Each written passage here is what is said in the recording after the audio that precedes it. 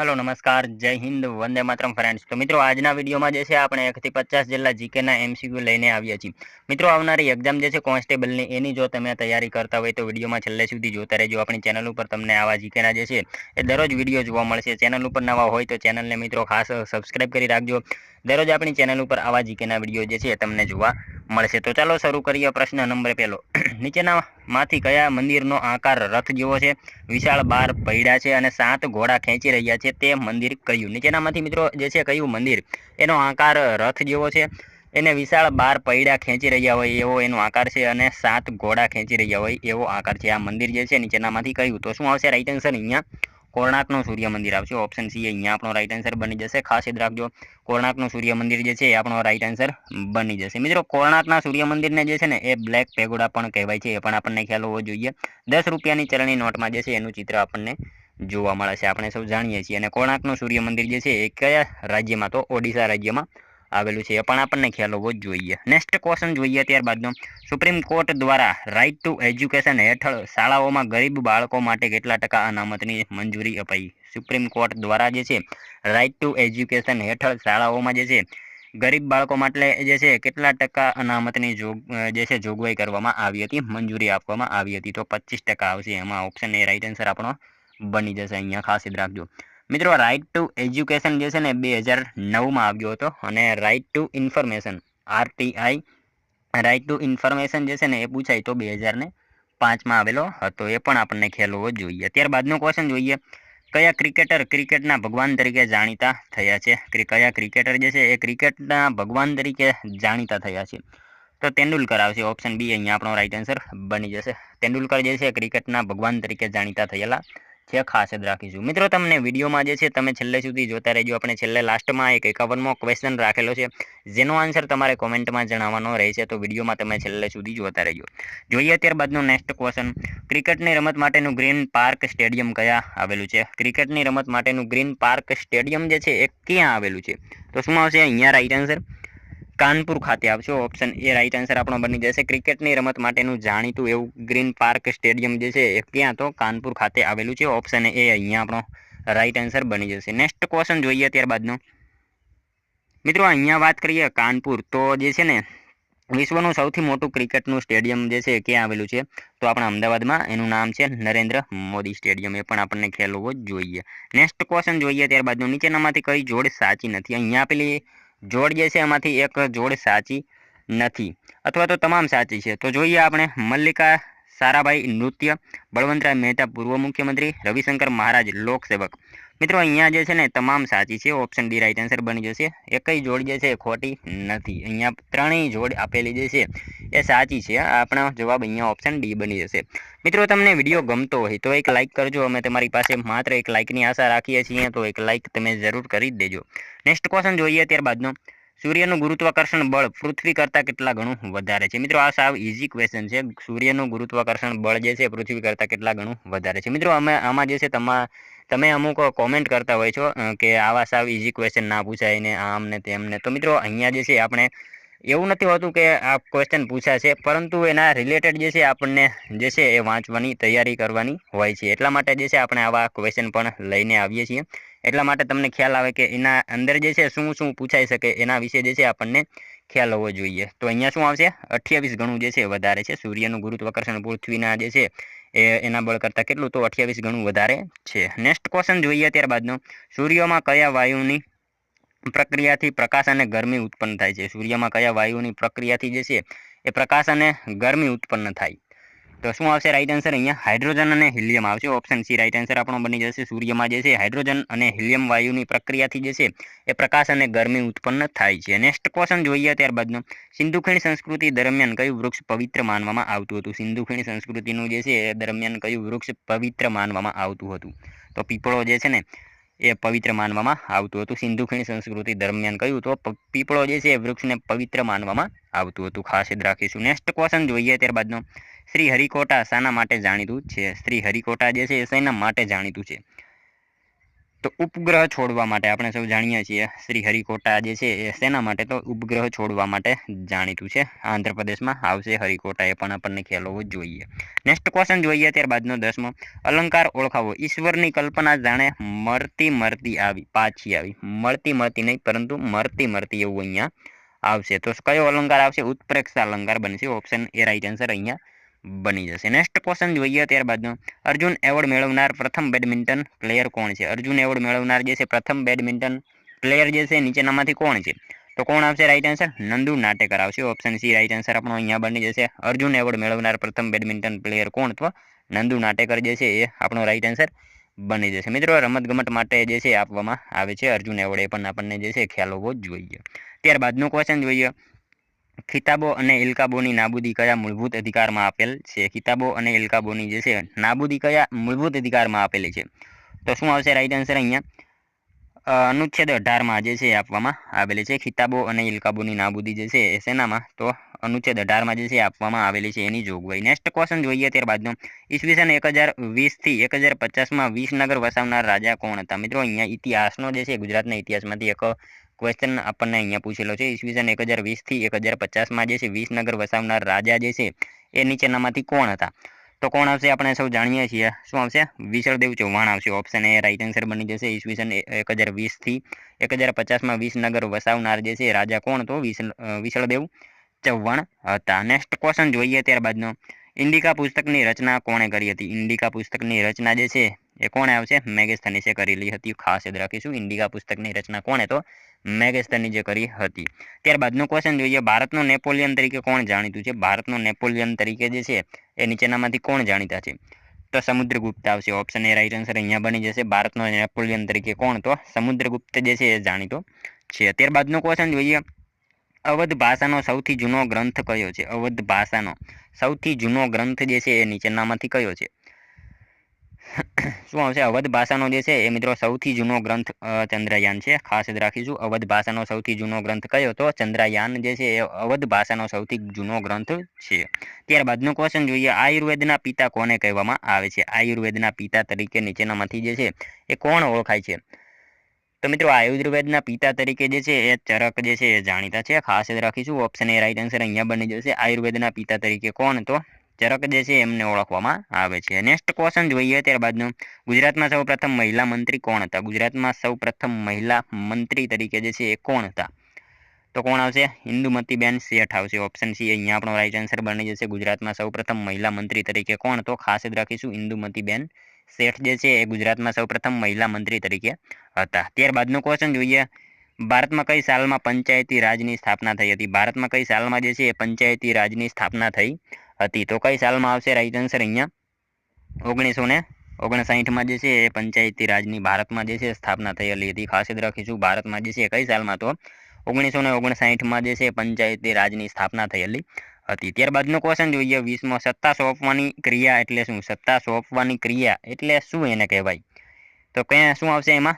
વિકેન્દ્રીકરણ આવશે. Option B right answer બની જશે. સત્તા સોંપવાની ક્રિયા એટલે શું? તો વિકેન્દ્રીકરણ એને કહેવામાં આવે છે. ખાસ યાદ રાખજો. નેક્સ્ટ ક્વેશ્ચન જોઈએ ત્યારબાદનો. ગ્રામ પંચાયતની ખાસ સભા કેટલા દિવસના નોટિસથી મળી શકે? ગ્રામ પંચાયતની ખાસ સભા જે છે એ કેટલા દિવસની નોટિસથી મળી શકે?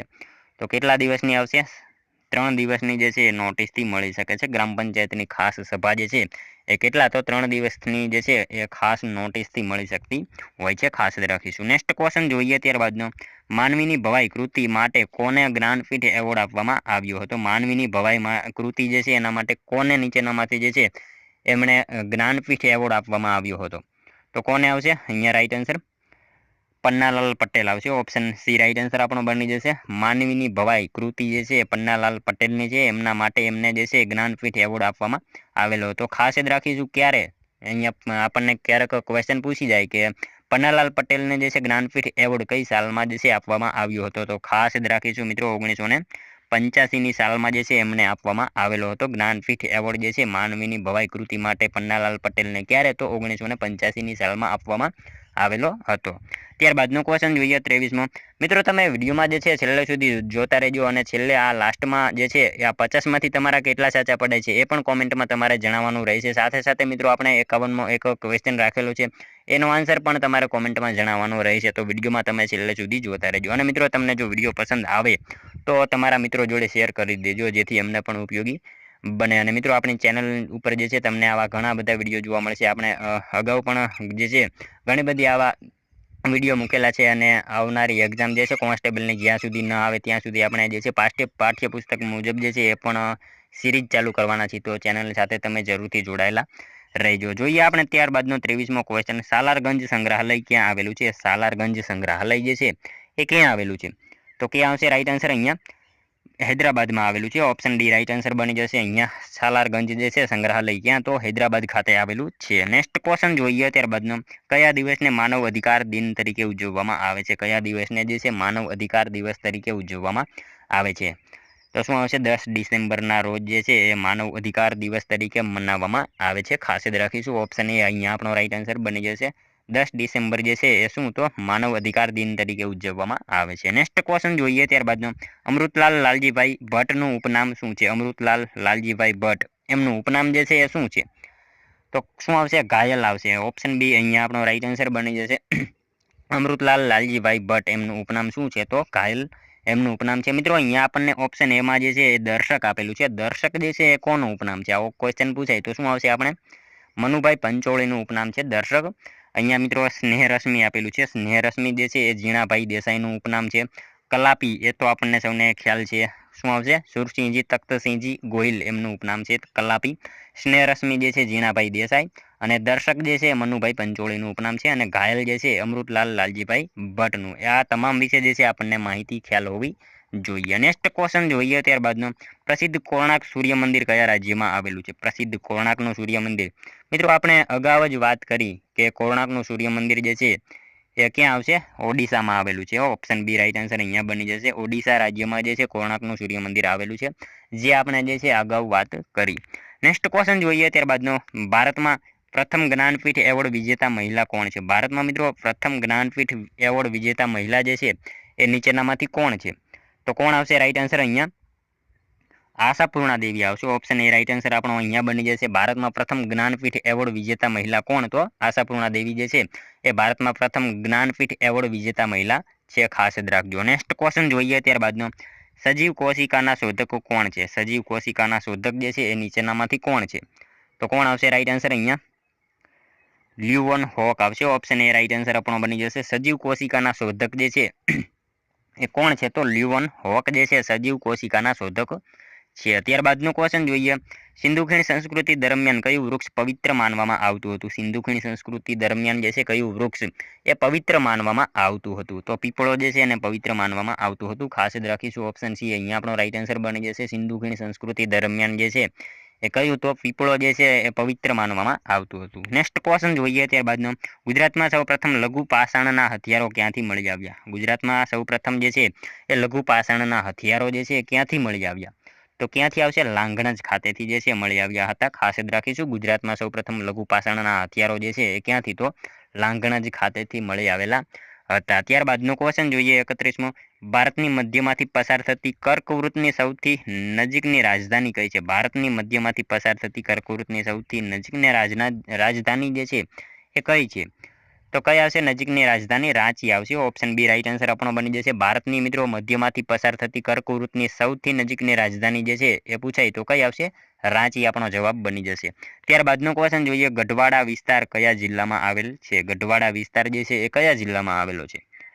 તો કયા જિલ્લામાં આવશે? મહેસાણા જિલ્લામાં આવશે। ઓપ્શન એ આપણો રાઈટ આન્સર અહીંયા બની જશે। ગઢવાડા જે છે વિસ્તાર એ કયા જિલ્લામાં? તો મહેસાણા જિલ્લામાં એ વિસ્તાર જે છે એ આવેલો છે। ત્યારબાદનો ક્વેશ્ચન જોઈએ। તાપી જિલ્લાનો કયો તાલુકો ત્રણેય બાજુથી મહારાષ્ટ્રથી ઘેરાયેલો છે? તાપી જિલ્લાનો જે છે કયો તાલુકો એ ત્રણેય બાજુથી મહારાષ્ટ્રથી ઘેરાયેલો છે? તો કયો આવશે તાપી જિલ્લાનો તાલુકો? નિઝર તાલુકો આવશે। ઓપ્શન સી રાઈટ આન્સર આપણો બની જશે। તાપી જિલ્લાનો જે છે નિઝર તાલુકો એ ત્રણેય બાજુથી મહારાષ્ટ્રથી ઘેરાયેલો છે। ખાસ યાદ રાખીશું। ત્યારબાદનો ક્વેશ્ચન જોઈએ। ગુજરાતના કુલ કેટલા જિલ્લાઓ અન્ય રાજ્યોની સીમા સાથે જોડાયેલા છે? ગુજરાતના કુલ કેટલા જિલ્લાઓ જે છે એ અન્ય રાજ્યોની સીમા સાથે જોડાયેલા છે? તો કેટલા જિલ્લા આવશે? 12 જિલ્લા આવશે. મિત્રો એ કયા કયા છે એ જે છે તમને ખ્યાલ હોવો જોઈએ. જો તમને કોઈને ખ્યાલ હોય તો કોમેન્ટમાં એ જે છે 12 જિલ્લા તમારે જણાવવાના રહેશે. ગુજરાતના કુલ કેટલા? તો 12 જિલ્લા જે છે એ અન્ય રાજ્યોની સીમા સાથે જોડાયેલા છે. એ તમારે કોમેન્ટમાં જણાવવાનો રહેશે. નેક્સ્ટ ક્વેશ્ચન જોઈએ ત્યારબાદનો. કચ્છના અખાતનું મૂળ કયા ગામથી શરૂ થાય છે? કચ્છના અખાતનું મૂળ જે છે એ કયા ગામથી શરૂ થાય છે? તો કયા ગામથી આવશે અહીંયા રાઈટ આન્સર? વોમાની. ઓપ્શન બી રાઈટ આન્સર બની જશે. કચ્છના અખાતનું મૂળ જે છે કયા ગામથી? તો વોમાની ગામ જે છે ત્યાંથી શરૂ થાય છે. ત્યારબાદનો ક્વેશ્ચન જોઈએ. ભારતનું બંધારણ કયા દિવસે મંજૂર કરવામાં આવ્યું? ભારતનું બંધારણ જે છે એ કયા દિવસે મંજૂર કરવામાં આવ્યું? તો મિત્રો આપણે સૌ જાણીએ છીએ 26/1/1949ના રોજ જે છે એ મંજૂર કરવામાં આવ્યું ભારતનું બંધારણ. ખાસ યાદ રાખીશું. ત્યારબાદનો ક્વેશ્ચન જોઈએ. કેન્દ્ર સરકારની વહીવટી ભાષા કઈ છે? કે મિત્રો કેન્દ્ર સરકારની વહીવટી ભાષા જે છે એ કઈ હોય? તો હિન્દી ભાષા હોય. ઓપ્શન એ રાઈટ આન્સર બની જશે. કેન્દ્ર સરકારની વહીવટી ભાષા જે છે એ કઈ હોય? તો હિન્દી ભાષા જે છે કેન્દ્ર સરકારની વહીવટી ભાષા હોય છે. ત્યારબાદનો ક્વેશ્ચન જોઈએ. નીતિ આયોગના ચેરમેન તરીકે કોણ હોય છે? મિત્રો આપણે જે છે અગાઉ મોડેલ પેપર લીધેલા એમાં આપણે જે છે અવારનવાર જણાવતા હોઈએ છીએ કે નીતિ આયોગના જે છે અધ્યક્ષ કોણ? હંમેશા જે છે પ્રધાનમંત્રી હોય છે. ખાસ યાદ રાખીશું. નીતિ આયોગના ચેરમેન તરીકે કોણ? તો પ્રધાનમંત્રી જે છે એ હોય છે. ત્યારબાદનો ક્વેશ્ચન જોઈએ. ગુજરાતના કયા મુખ્યમંત્રીનું અવસાન વિમાન દુર્ઘટનામાં થયું હતું? મિત્રો ગુજરાતના જે છે કયા મુખ્યમંત્રીનું અવસાન વિમાન દુર્ઘટનામાં થયેલું હતું? તો એ મુખ્યમંત્રી કોણ? તો કોણ આવશે રાઈટ આન્સર અહીંયા? બળવંતરાય મહેતા આવશે. ઓપ્શન સી આપણો રાઈટ આન્સર બની જશે. ગુજરાતના જે છે પૂર્વ મુખ્યમંત્રી બળવંતરાય મહેતા એમનું અવસાન જે છે વિમાન દુર્ઘટનામાં થયેલું હતું. ખાસ યાદ રાખીશું. ત્યારબાદનો ક્વેશ્ચન જોઈએ 40મો. પ્રાર્થના સમાજના સ્થાપક કોણ છે? પ્રાર્થના સમાજના સ્થાપક જે છે એ નીચેનામાંથી કોણ છે? તો કોણ આવશે right answer? Mahadev Ranade. Option A આપણો રાઈટ આન્સર અહીંયા બની જશે. પ્રાર્થના સમાજના સ્થાપક જે છે એ કોણ છે? તો મહાદેવ રાનડે જે છે પ્રાર્થના સમાજના સ્થાપક છે. ત્યારબાદનો ક્વેશ્ચન જોઈએ. ભારતમાં ગણેશ ઉત્સવની શરૂઆત કોણે કરી હતી? મિત્રો ભારતમાં જે છે આપણે ગણેશ ઉત્સવની જે છે શરૂઆત જે છે કોણે કરી હતી? તો કોણે આવશે રાઈટ આન્સર? લોકમાન્ય તિલક જે છે એમણે કરેલી હતી. ભારતમાં ગણેશ ઉત્સવની શરૂઆત જે છે એ કરાવનાર કોણ? તો લોકમાન્ય તિલક જે છે એ હતા. ખાસ યાદ રાખીશું. નેક્સ્ટ ક્વેશ્ચન જોઈએ ત્યારબાદનો. ભારતની હાઈકોર્ટના પ્રથમ મહિલા મુખ્ય ન્યાયાધીશ કોણ હતા? ભારતની મિત્રો હાઈકોર્ટના પ્રથમ મહિલા મુખ્ય ન્યાયાધીશ જે છે એ કોણ હતા? તો લીલા શેઠ આવશે. ઓપ્શન ડી આપણો અહીંયા રાઈટ આન્સર બની જશે. ભારતની હાઈકોર્ટના પ્રથમ મહિલા મુખ્ય ન્યાયાધીશ તરીકે કોણ? તો લીલા શેઠ જે છે એ ભારતની હાઈકોર્ટના પ્રથમ મહિલા મુખ્ય ન્યાયાધીશ તરીકે હતા. ત્યારબાદનો ક્વેશ્ચન જોઈએ. કવિશ્રી સુંદરમનું નામ જણાવો. કવિશ્રી સુંદરમનું નામ જે છે એ જણાવો. તો શું આવશે? સુંદરમ એમનું પૂરું નામ જે છે ત્રિભુવનદાસ લુહાર. ઓપ્શન ડી રાઈટ આન્સર આપણો બની જશે. સુંદરમ જે છે એમનું નામ શું? તો ત્રિભુવનદાસ લુહાર એમનું પૂરું નામ છે. ત્રિભુવનદાસ લુહારના મિત્રો ઉપનામની જો આપણે વાત કરીએ તો મરીચી એમનું ઉપનામ છે. ત્રિશુલ એ પણ એમનું ઉપનામ છે. કોયા ભગત આવા બધા એમના ઉપનામ છે. ખાસ યાદ રાખીશું.